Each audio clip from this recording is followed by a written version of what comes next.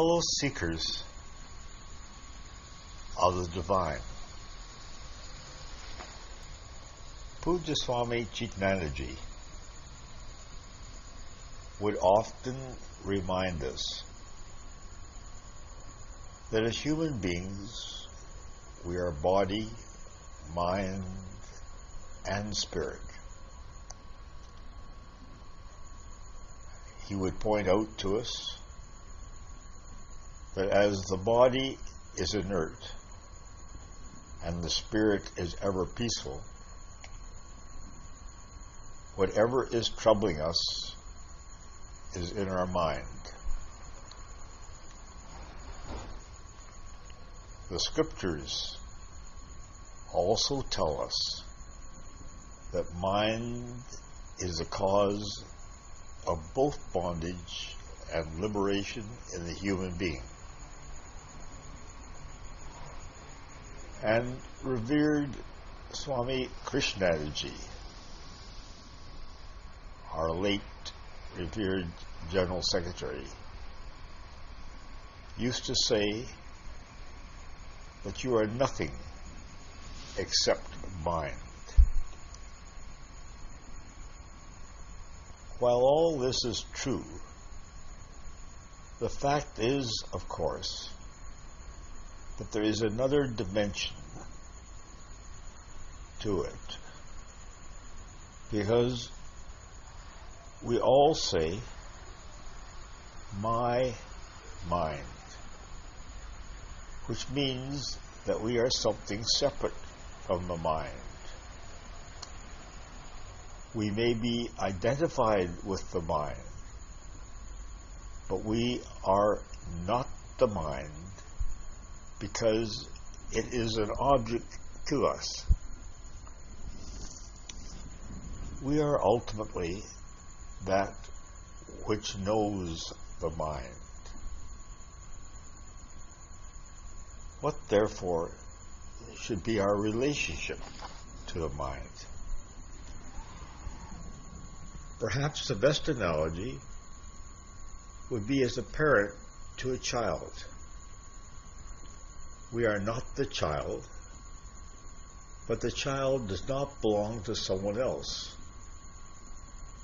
And because the child is ours, we have a very real responsibility for it. If our child is bothering us or anyone else, it is our responsibility to correct it. Therefore, the first thing we must accept in our relationship with our mind is our responsibility for it. No one else should have to suffer the lack of discipline in our mind. It is our responsibility to bring it under control, so it is not a problem to others as well as ourselves. The second thing we should remember is that our children are much the same as all other children in the world. They sit up at about the same age. They begin to walk at the same age. They throw temper tantrums at the same age. And they then continue to develop as children do all over the world.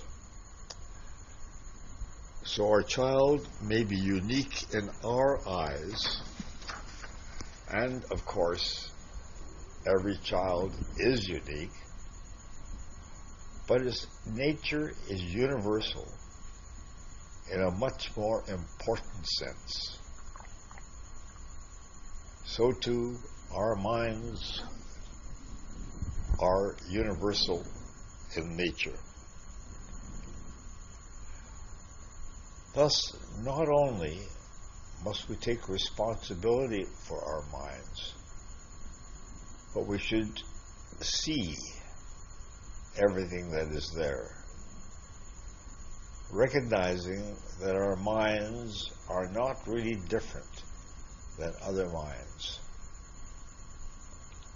We must see that, like others, we are capable of not only having the highest ideals, but of having the worst motivations and thoughts. We are capable of being saintly and also devilish. Therefore, we must not only take responsibility for our mind, but we should see it in a universal sense. We should humbly recognize its incredible potential for both good and evil. Then, when it comes to handling our mind, we should remember the universal truth. This too will pass. Whatever happiness we're having at the moment will pass.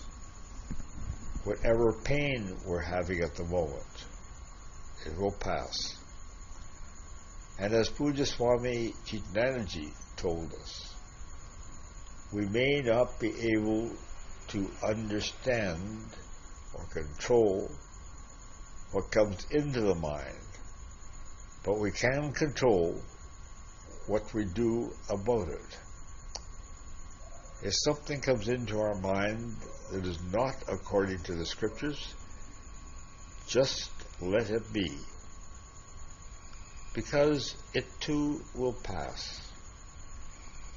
On the other hand, if something comes into our mind that is good, that is according to the scriptures, we should do it immediately. Otherwise, the good idea will also pass away. Thus our mind is very much like our child. We must take responsibility for it, and we must handle it with skill and care, not only for our own sake, but as part of our contribution to the welfare of the world. Hari Om Tat Sat.